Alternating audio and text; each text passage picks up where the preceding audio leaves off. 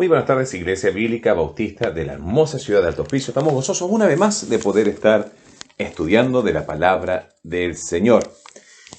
Vamos a continuar con nuestra serie en los dones espirituales, que ya llevamos ahora la sexta lección en este hermoso texto que nos da Pablo en Romanos 12.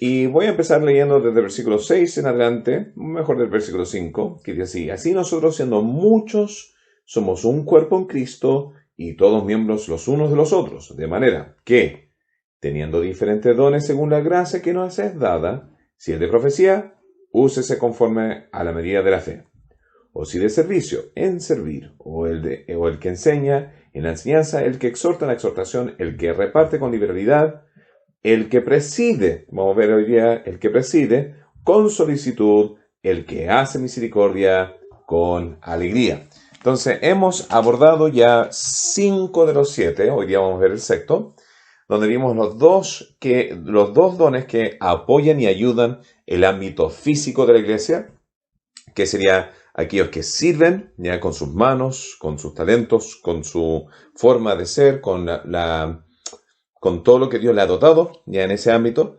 vienen a servir a las necesidades físicas. También tenemos el que reparte, y estos son los que dan por encima, son los generosos, ¿ya? Luego vimos 2 dones que abarcan el ámbito de la parte emocional de la congregación. Esto sería en el ámbito de aquellos que exhortan, que es la parte de consejería, y los que tienen el don de misericordia, los que son de apoyo y sentimiento y ayudan en los momentos difíciles, ¿ya?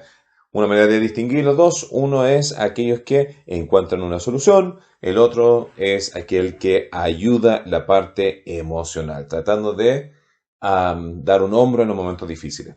Luego avanzamos con uno de los 2 dones en el ámbito de crecimiento espiritual, la cual es enseñanza, y nos va a afectar el de profecía la próxima semana, pero el día de hoy vamos a enseñar uno o tocar uno que realmente preside por encima, ¿ya? Esta es una palabra que se ocupa en la lista de primera de Timoteo 3, ¿ya? Que se ocupa como la palabra de gobernar, el que sobrevé, el que organiza, ¿ya? Entonces, Dios ha dotado personas en específico para poder organizar a otras personas, para canalizar gente que va a ayudar en la parte física, en la parte emocional y en la parte espiritual, ¿ya? Todos tienen una función en específico, todos son de gran necesidad dentro de la iglesia y todos van a lidiar de manera constructiva con respecto a el problema. Entonces, una de las maneras que uno podría ver, por ejemplo, estas diversas dones que Dios ha entregado es: si alguien llega, por ejemplo, se enferma y llega al hospital, o tuvo un accidente, llega al hospital, ¿ya? Cada una de estas 7 personas va a venir a hacer un aporte diferente. Por ejemplo, el que tiene el don de generosidad va a decir: ¿sabes qué? Vamos a hacer una colecta, vamos a recolectar la plata necesaria para poder ayudar en los gastos médicos. El que tiene el don de servicio dice: ¿sabes qué? Él está en cama, no puede hacer nada, entonces nosotros le vamos a ir a preparar almuerzos y onces a él y a su familia para poder lidiar con sus necesidades. El que tiene el don de exhortación va a llegar diciendo: mira, ¿sabes qué? Te aconsejo que para la próxima vez, o te aconsejo para salir de esto, tú tienes que seguir la normativa del doctor y el entrenamiento necesario para poder mejorar tu condición.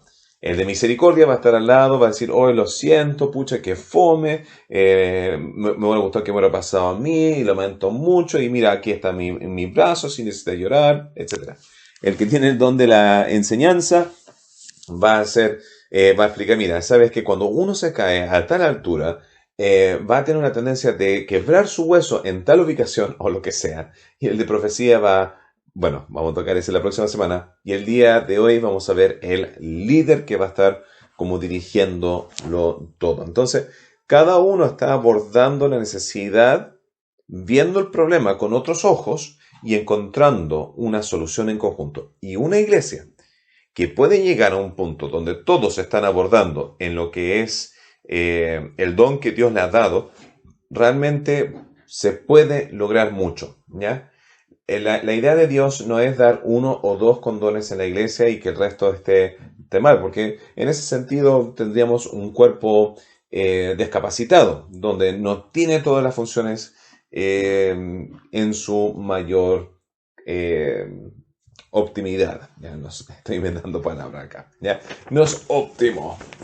Bueno, el día de hoy voy a entregar 4 elementos necesarios para que un líder sea un buen líder. Cada uno de nosotros, Dios nos ha dotado con diferentes responsabilidades, con diferentes oportunidades, con diferentes situaciones donde necesitamos ejercer en momentos cruciales ese don de liderazgo, ¿ya? Para algunos va a ser mucho más natural que para otros. Pero el día de hoy voy a ver 4. Hay muchísimo más, hay muchos libros acerca del tema, pero voy a hablar de 4 puntos básicos que son indispensables si es que alguien va a ser un buen líder. El primer punto que voy a tocar en esta tarde tiene que ver con respecto a lo que es misión y visión. Suenan muy similar, pero tienen su diferencia.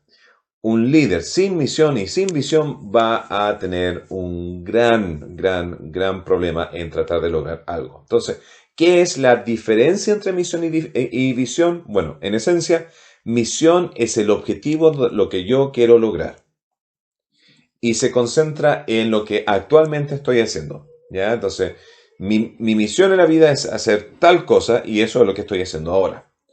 Visión tiene que ver más con la parte del futuro, lo que uno trata de abarcar con respecto a misión y son más que nada los detalles que van a florecer con respecto a cómo se va a ver esa imagen. Por ejemplo, digamos la misión de una iglesia es ser muy evangelístico. Digamos que esa misión es, llamamos a la iglesia más evangelística que hay. Entonces, su visión sería diciendo ya, en nuestro deseo de ser una iglesia evangelística, queremos lograr alcanzar 1000 personas con el evangelio a través de 20 años, y eso significa cada año tener 100 personas salvas, etc. ¿Ya? Entonces, la visión es cómo se va a ver la misión en sí, ¿ya? Misión es más como teórico de lo que se está haciendo ahora, visión es lo que se ve a largo plazo. Y a veces puede ser un poquito confuso. ¿Cómo se ve este ámbito de misión? ¿Ya? Hay que entender que cuando hablamos acerca del tema del liderazgo, siempre involucra a gente, ¿ya? Y donde no hay una misión en una conglomeración de personas, la gente se va a disipar. Aquí me voy a explicar. En el año 2011, mi esposa y yo estábamos siendo aprobados para ser misioneros en la ciudad de Boston, que está en la costa este de Estados Unidos. Y cerca de Boston estaba la ciudad de Nueva York, lo cual yo jamás había visitado, y mi esposa obviamente tampoco. Entonces decidimos aprovechar la vuelta diciendo, ¿sabes que nunca más vamos a estar en la costa este? Nunca vamos a visitar Washington DC, ni Nueva York, ni todas esas ciudades. Entonces vayamos y hagamos eso. Y entre un sinfín de bonitas anécdotas y historias interesantes, una de las cosas que me acuerdo, que voy a recalcar ahora, es caminando por Manhattan y ver unos 12 carros policiales pasando rápidamente. Ahora, cuando pasa uno o dos no es la gran sensación, pero cuando pasa uno tras otro, tras otro, tras otro, no sabe ya. O es una persecución policial o es algo interesante. Entonces nosotros decidimos, neciamente, podría decir eso, ir a ver qué estaba pasando. Y llegamos enfrente de un edificio de gobierno bastante grande y enfrente había una gran plaza. Y en esa plaza habían miles de personas. Y estábamos hablando sábado en la noche y estaba lleno de carpas y un sinfín de cosas y la policía lo estaba acercando todo y estaba tratando de mantener el orden. Entonces yo fui a preguntarle a uno de los que estaba ahí presente qué está pasando. Y me empieza a hablar acerca de un sinfín de bobadas, ¿ya? Me gusta política, entonces me manejo un poquito en el tema. Y me empieza a hablar de un sinfín de cosas que no tienen nada de sentido en el ámbito de política. Me empiezo a rascar la cabeza y después nos vamos. Y digo, eso es raro. Después, unos 3 días después, en la noticia sale lo que era el comienzo del movimiento ocupacional que se llama del año 2011, donde salió Ocupar Nueva York, ocupar Los Ángeles, ocupar Chicago, y se extendió a ocupar Madrid y otras ciudades en Europa. Pero esta era la cosa sumamente interesante, la voy a poner de esa manera. Y era que nadie sabía verdaderamente cuál era la causa de por qué se estaban juntando. Estaban todos molestos, estaban todos idiotas, estaban todos enojados. Pero todos los diferentes grupos se empezaron a juntar y tratar de apoderar del movimiento. Y en esencia terminó algo como que todos están enojados con el 1% que controla la mayoría de las cosas. Entonces era un movimiento anticapitalista en esencia. Pero cuando uno preguntaba ya, ¿por qué existen? ¿Qué es su causa? ¿Qué quieren lograr? Realmente no había unidad. No había una misión de por qué existían. Y eso conllevó a que, cuento corto, no duró más de 3 o 4 meses. Tenía gran cantidad de personas, había realmente una atmósfera de algo posible, pero nada realmente se logró y quedó en uno de los capítulos antiguos del pasado donde realmente no se logra nada. Entonces, ¿qué fue el problema ahí? No había una misión. ¿Ya? En el caso de Moisés, Moisés tenía claro cuál era su misión. Su misión en la vida, cuando Dios lo llamó, era de llevar al pueblo judío, al pueblo de Israel, de Egipto, sacándolo de esclavitud y poder introducirlo dentro de lo que era la tierra prometida. Esa era su misión. La gente que estaba ahí siguiendo sabía que esa era la misión. Donde no hay una misión clara, realmente no se va a lograr mucho. Entonces, si tú vas a ser un buen líder, necesitas entender por qué existe. Entonces, nosotros como iglesia, ¿qué es nuestra misión? Hay diferentes iglesias que quieren tal vez lograr diferentes cosas. Tal vez para una iglesia es la iglesia con el mejor programa de apologética. Otra iglesia puede decir, no, nosotros queremos ser la iglesia con el mejor programa de jóvenes. O nosotros queremos ser la iglesia con el mejor programa de música. O nosotros queremos ser la iglesia con el mejor programa de niños, o etcétera. Y cada iglesia tiene que tratar de encontrar cuál es su propósito. Nuestra iglesia tiene un propósito. Y realmente mi énfasis en los próximos años va a ser el de recalcar cuál es nuestro propósito, porque muchas veces saltamos de una iglesia a otro, o nos criamos en iglesia, sabemos el juego, sabemos cómo se hacen las cosas, sabemos la normativa, pero a la larga es difícil decir, ¿y por qué existo? Entonces, nuestro propósito principal como iglesia es el de crear discípulos, o el de desarrollar discípulos. Jesús cuando dejó la gran comisión dijo, id y hacer discípulos, ya bautizando en nombre del Padre, del Hijo y del Espíritu Santo, enseñándoles a observar todas las cosas que yo os he enseñado y yo estaré con vosotros hasta el fin del mundo. Ya, versión Dust. ¿Ya? Me gusta internalizar los versículos porque así saco la esencia de lo que es el texto. Pero nuestro propósito como iglesia es de hacer discípulos. Ahora aquí entramos en una disyuntiva. Cuando hacemos discípulos, ¿estamos buscando cantidad o calidad? Y quiero que lo piense bien. ¿Cuál es nuestro objetivo? ¿Tener cantidad o calidad? Bueno, voy a contestar eso ahora. Ya no voy a saltarme al próximo punto. Hay gente que está tan obsesionada por tener el más alto nivel de calidad de discípulos que tienen un grupo de 5 personas por 40 años. Y nadie que se conforma a su nivel puede entrar y quedan excluidos. Un grupo que me hace pensar en ellos sería los fariseos. Los fariseos eran gente que estaba sumamente interesada en ser el elite y tenían altos estándares y ellos arriba y nadie más, y a la larga como Dios veía a aquellos fariseos. ¿Ya? Lo mencioné esta mañana en el mensaje que estábamos predicando acerca de superando el egoísmo. Y en esencia, Dios no se impresiona con esa esencia. Entonces, calidad no supera necesariamente cantidad. ¿Pero qué tal cantidad? Tampoco cantidad, no podemos poner cantidad a expensas de calidad. ¿Por qué? Tomamos el caso de los 5,000 que siguieron a Jesús después de que Jesús los alimentó. Había una gran cantidad de personas que estaban ahí. Pero porque no tenía mucho sustento, esos 5,000 personas que fueron alimentados con los 5 panes y los 2 peces, El producto final fue cuando llegó el momento de prueba, todos se fueron, a excepción de 12, y uno de ellos era el mismo Judas que iba a traicionarlo y era instrumento del diablo. Entonces, cantidad y calidad. Yo creo, y tengo una fuerte convicción, de que si es que hay un producto sano en su calidad, eso va a generar un crecimiento sano en cantidad.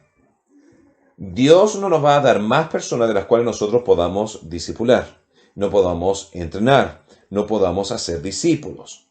Entonces, Dios va a traer el crecimiento según la estructura que nosotros tengamos y tenemos que tener esa dualidad en nuestra misión de tratar de alcanzar la mayor cantidad de personas desarrollándolo al máximo de nivel de calidad en la iglesia. Y ambos grupos han hecho gran daños en el ministerio. Han habido grandes ministerios que han tenido masas, pero su nivel de profundidad es tan superficial que realmente cualquier mosca puede pasar y destruir aquella obra. Y también lo mismo puede pasar con aquellos que tienen gran calidad, pero en su afán de perfección realmente echan afuera muchos que están buscando. Entonces hay que tener un cierto nivel de balance. Pero entendiendo bien cuál es nuestra misión, ahí debemos nosotros empezar a estructurar el resto de los 3 puntos que voy a estar hablando. Pero no me quiero avanzar al segundo punto hasta ver el tema de visión, ¿ya? Hay un texto, ¿ya? Y lo estaba leyendo el otro día, que estaba en el libro de Proverbios. Voy a tratar de recordar dónde estaba. Pero en Proverbios... Oh, qué frustrante va a ser esto si es que no lo encuentro. Acá está, 29:18. Dice... En la versión Reina Valera dice, sin profecía el pueblo se desenfrena. Pero yo busqué ese texto en el hebreo, ¿ya? Y en hebreo tiene 4 palabras. Y lo había escrito, pero se me borró el documento, entonces no lo tengo acá enfrente. Pero en esencia, las 4 palabras dice así. Sin visión, la gente se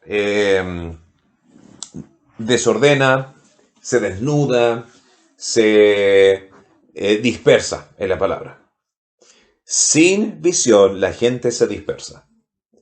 Y realmente es importante que si es que vamos a tener una misión descendida, esta es nuestra misión, y esto son las medidas analíticas de ver cómo se va progresando, si la gente no sabe para dónde va, la gente no va a invertir en aquella misión ni visión. Realmente estaba haciendo un análisis de los ingresos que entraron el año pasado, 2019, porque estoy tratando de planificar dónde ir en el próximo paso como iglesia.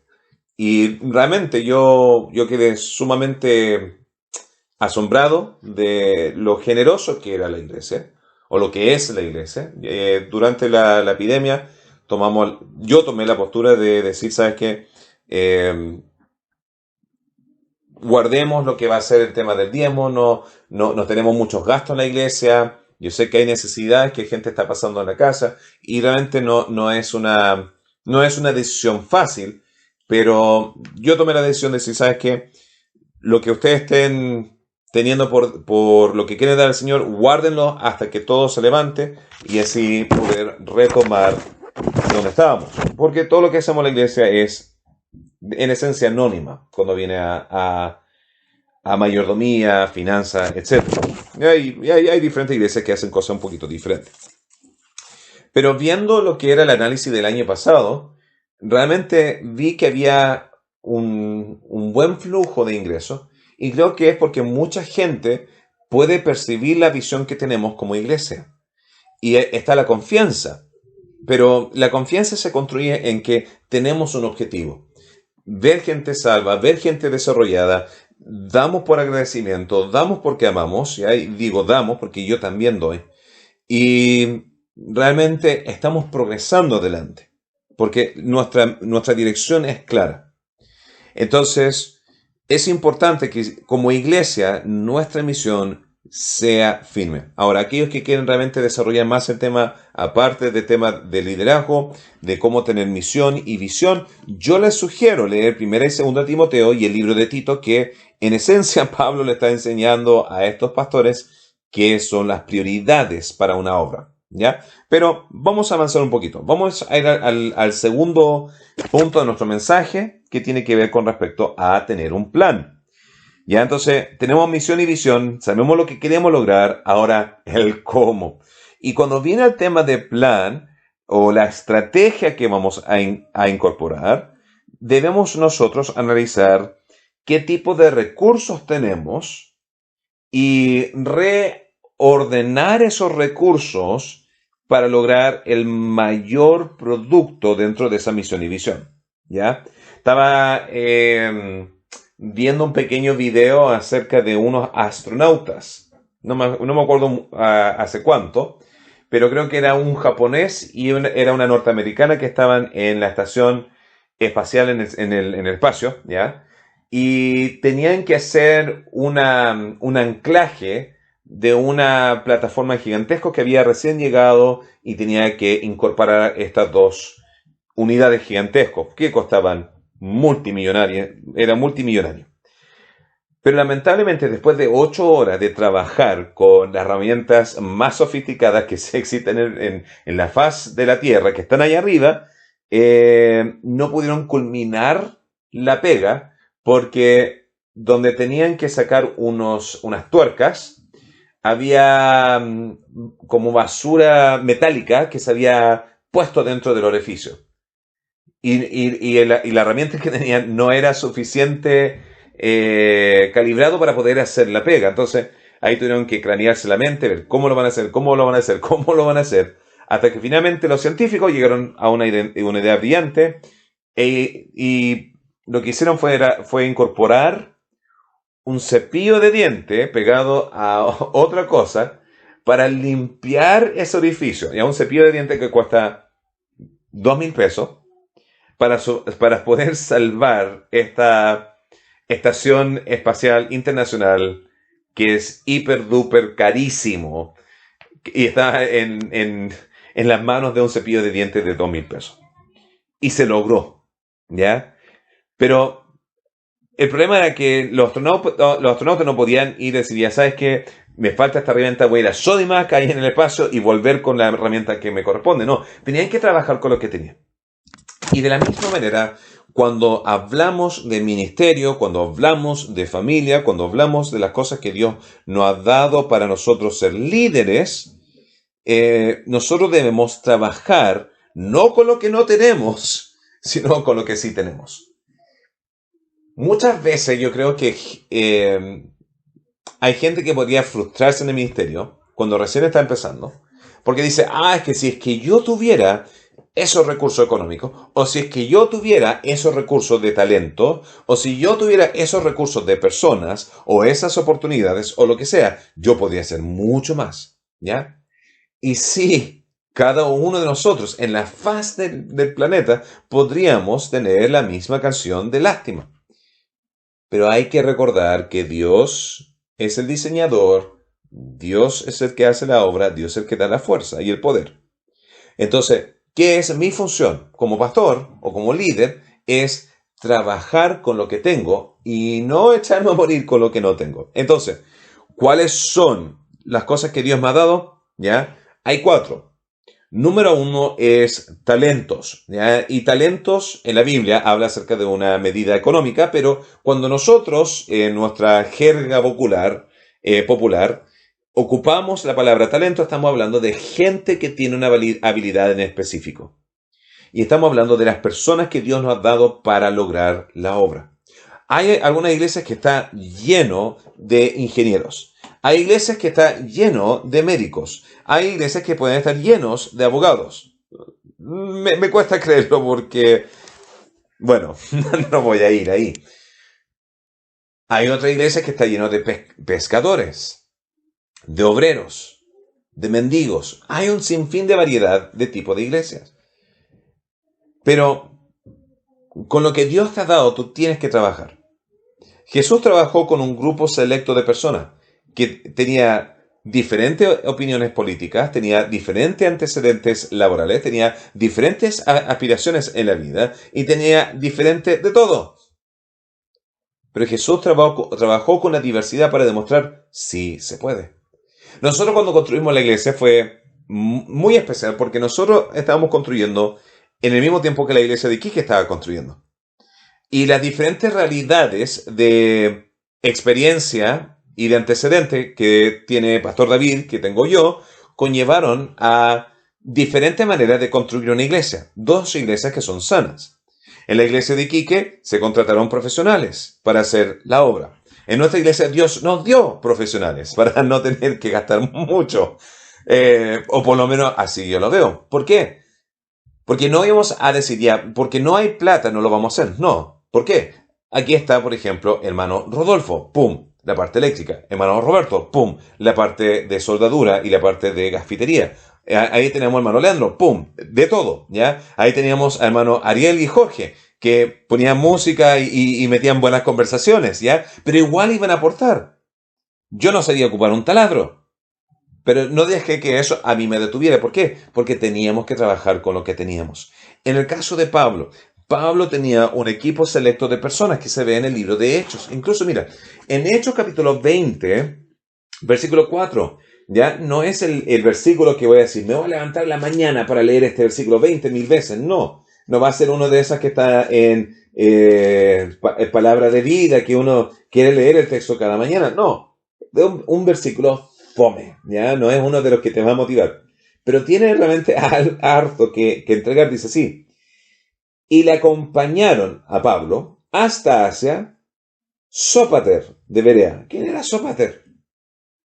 Aristarco y Segundo de Tesalónica, Gayo de Derbe y Timoteo. Y de Asia, Tíquico y Trofimo. Ya. ¡Wow! ¡Qué versículo más motivante! Bueno, tal vez no lo sea en la parte superficial. Pero realmente cuando uno empieza a investigar ya, ¿quiénes son estos tipos? Ya, Aristarco estaba mencionado en el libro de Colosenses. Ya, acompañó a Pablo hasta el final. Pablo tomó el tiempo de escribir su nombre, de relatarlo. Bueno, Lucas lo está escribiendo acá, pero lo está relatando porque era importante para Pablo. Gayo, ya, cuando Pablo ya no está, Gayo está en correspondencia escribiendo con Juan, haciendo una gran obra. Timoteo, bueno, Timoteo está, pero de sobra en casi cada epístola está escrito Timoteo presente. Tenemos a Tíquico, que estaba en Éfeso.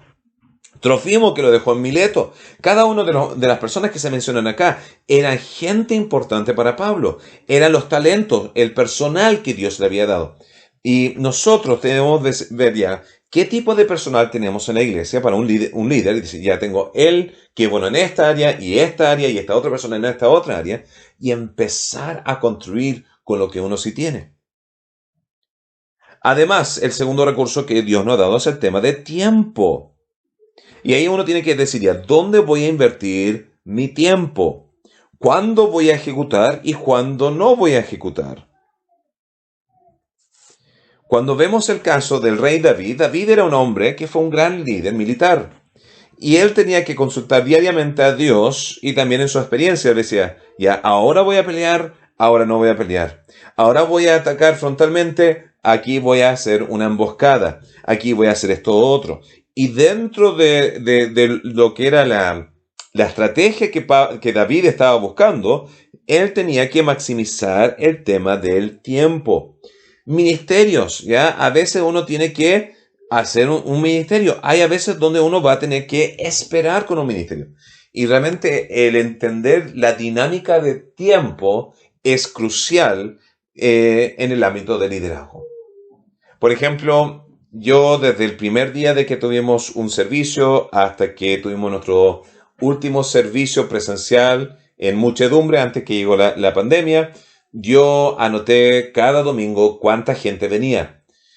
No porque me interesan números, pero quería entender el flujo de movimiento que ocurre, para que cuando ocurriera una ola de diferencia me pudiera estar preparando. Por ejemplo, me acuerdo que cuando llegué de Estados Unidos, la última vez en el 2018, en noviembre, ya estábamos en una parte de gran crecimiento antes que llegara, y llegué y siguió creciendo, y fue un momento sumamente emotivo, ¿ya? Y de repente llega enero y gente era como, pastor, ¿y dónde se fue la gente? Yo estaba tranquilo y ese enero y febrero son los meses difíciles con julio en la iglesia, porque la gente se va de viaje, la gente está en vacaciones, la gente aquí, la gente allá. Ya lo esperaba. No voy a estar tirando mis programas evangelísticos en enero y febrero y julio. ¿Cuándo lo voy a hacer? Lo voy a hacer en abril, lo voy a hacer en marzo cuando estén regresando al colegio, lo voy a hacer en octubre cuando ya pase el 18. Lo voy a hacer tirado para diciembre porque yo sé que la Navidad está en el aire y todas esas cosas están ocurriendo. Entonces, uno empieza no a manipular las circunstancias, sino a trabajar con las olas que Dios está trayendo. Entonces, el tema de tiempo, de cuándo ejecutar y cuándo no, es sumamente importante. Incluso Salomón escribe, el gran Salomón, el gran sabio en Eclesiastés capítulo 3, diciendo que hay un tiempo para todo. Hay un tiempo para construir, hay un tiempo para derribar, hay un tiempo para abrazar, hay un tiempo para abstenerse de abrazos. Obviamente podemos ocupar eso ahora en el tiempo de COVID, ¿ya? Hay un tiempo para ciertas cosas y hay un tiempo para otras cosas. Entonces, ahí, viendo que Dios nos ha dado a cada uno tiempo, porque cada uno tiene 24 horas en un mismo día, pero uno tiene que trabajar con ello. Además, el tercer elemento que Dios nos ha dado para poder incorporar dentro del plan tiene que ver con el tema de estructura y logística. Y cuando pienso en estructura y logística, realmente no puedo dejar de pensar en Salomón. Salomón se le dio una gran labor de decir, ya, tú vas a construir el templo. Y David le da las instrucciones de cómo. Ahora es el tiempo de Salomón de poner todas esas neuronas en práctica, de empezar a reunificar diciendo ya, lo vamos a hacer de esta manera y de este modo, y vamos a conseguir materiales de este lugar, y voy a dar este cierto método de pago para incorporar esto y un sinfín de diferentes movimientos. Y todo eso tiene que ver, ya en la estructura, la logística, las planificaciones, con lo que es haciendo una estrategia. Y finalmente el cuarto recurso es el tema de tesoros. Ya tesoros son los recursos económicos. Ya, tú tienes que invertir lo que tienes. Y ahí, en esencia, viene lo que es la parábola de los talentos, aunque hay un significado escatológico acerca del futuro, hay un sinfín de verdades en esa parábola, pero la parte práctica simple es, Dios le ha dado a cada persona una cantidad diferente de recursos para invertir en la obra de Dios, y Dios espera que según lo que se nos ha dado, nosotros rindamos. No que rindamos más allá de lo que Dios nos ha dado, sino que rindamos dentro de la capacidad que Dios nos ha dado. Y por eso uno jamás debía estar comparando ministerios. Uno no debería estar comparando con iglesias mucho más grandes diciendo, wow, mira, ellos tienen el mega, todas estas cosas. Porque Dios le ha dado esos talentos a ellos, esas oportunidades a ellos. Pero al mismo tiempo no debemos minimizar iglesias que son más chicas que la nuestra, diciendo, nosotros somos mejores porque hacemos más. No, porque Dios le ha dado a diferentes personas diferentes recursos para lograr la obra, para que Dios sea glorificado. Pero sí debemos rendir dentro de lo que Dios sí nos ha dado. Entonces, si Dios nos ha dado mucho y rendimos poco, vamos a tener que dar cuenta por eso. El tercer punto del mensaje, entonces, hablamos acerca de tener una misión y visión, número 1. Número 2, de tener un plan de estrategia. Número 3, saber lidiar con personas. Y saber lidiar con personas, yo tendría que poner 3 categorías acá. Primeramente, saber lidiar con personas significa dando dirección y entrenamiento. No puedes esperar lo que no inspeccionas. No puedo decir yo quiero tener una mega obra o quiero realmente lograr X cosas si no estoy previamente analizando qué estoy yo haciendo. Entonces, aquí, por ejemplo, en nuestra iglesia, una de las bendiciones que nos ha dado la pandemia, para mí por lo menos, el tener que estar en cuarentena, he podido desarrollar un programa de entrenamiento para maestros de la escuela dominical o del programa de niños, donde vamos a tener 5 clases que cada maestra tiene que tomar antes de poder incorporarse. Lo mismo estoy haciendo ahora con el Ministerio de Líderes de Jóvenes. Lo mismo estoy haciendo con la incorporación de un programa que se llama el 101 al 401, que es el programa de asimilación, membresía y luego el tema de discipulado y ministerio. Realmente un programa fantástico que quiero estar presentando. Esto también se va a ver en el ámbito de música, evangelismo, etc. Entonces, si vamos a ser eficaz, debe haber entrenamiento. No podemos simplemente desear que las cosas surjan como surjan porque van a surgir, sino tener un plan. Y eso significa dando dirección y entrenamiento.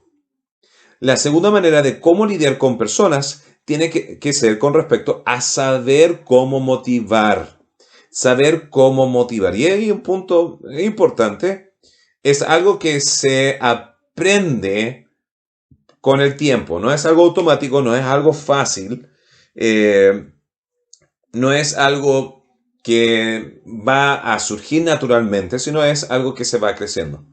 Yo me acuerdo cuando el pastor de Estados Unidos me contrató para trabajar para él en la iglesia, que a mí me costaba mucho pedir a gente a hacer cosas. Incluso esa era la peor parte del trabajo, tener que llamar, hola, ¿sabes qué? ¿Podría hacer esto para la iglesia? Y cuando decía eso, yo sabía que me podían decir que no. Entonces yo aprendí, nunca le dije a mi pastor esto, pero llamaba diciendo, ¿sabes qué, hermano tanto? El pastor me pidió que te pidiera, y ahí ya me podía lavar las manos, porque tenía la autoridad del pastor detrás mío. Y sí lo tenía. Ahora, si alguno de ustedes está llamando a otro hermano diciendo, ¿sabes qué el pastor Dustin está pidiendo que haga esto? Y no lo está haciendo, le va a llegar un gran regaño, ¿ya? No se hace eso. Pero en el caso, ¿ya? De motivar a personas, hay dos personas que llegan a la mente. La primera tiene que ver con respecto a Pablo. Y Pablo lo establece sumamente fuerte y firme. Dice esto: imítenme a mí como yo imito a Cristo. O síganme a mí como yo sigo a Cristo.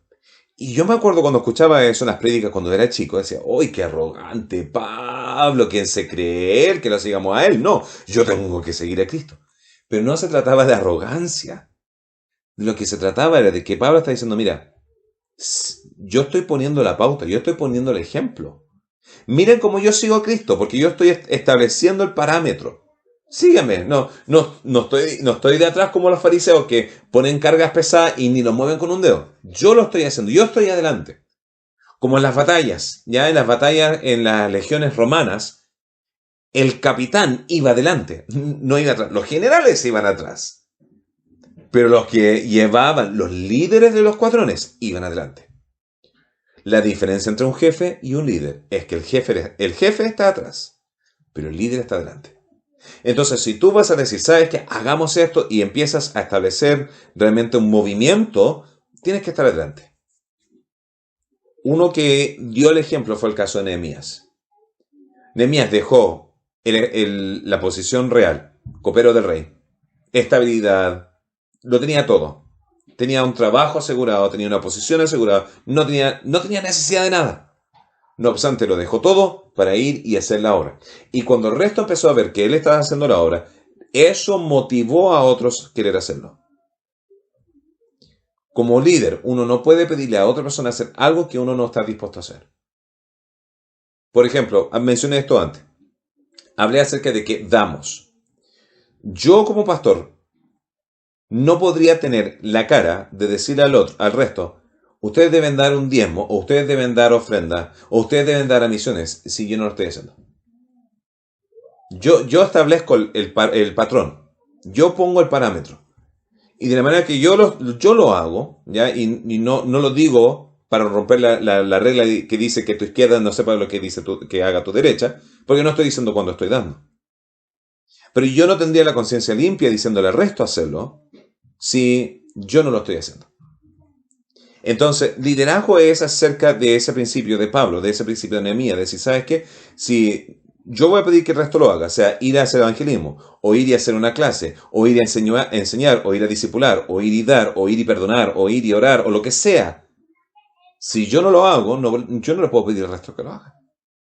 No podría tener la conciencia limpia, no podría acostar tranquilo en la noche.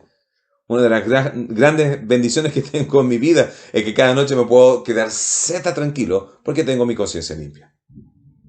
Bueno, la tercera parte de cómo lidiar con personas tiene que ver con la parte fome.